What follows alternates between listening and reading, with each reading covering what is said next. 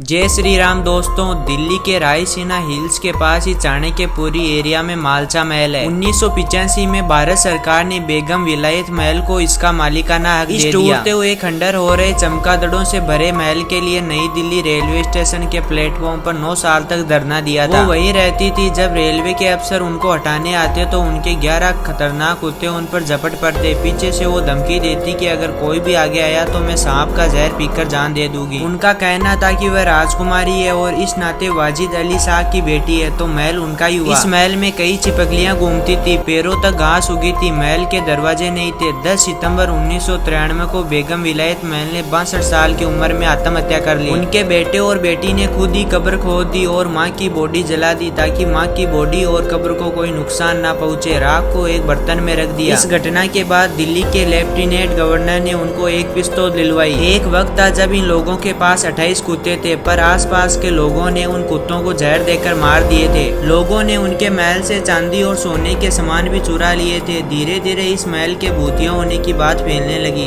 लोग कहने लगे कि 1-2 पत्रकार भी कहानी की तलाश में इस महल में घुसे पर वापस कभी नहीं लौटे। सकीना ने तो अपनी माँ के ऊपर एक किताब भी लिखी है। किताब का नाम है प्रिंसेस विलायत महल। बाद में ये दोनों भाई बहन विदेश में ही रहने लगे। आज भी इस महल में उनकी माँ की आत्मा घूमती रहती है।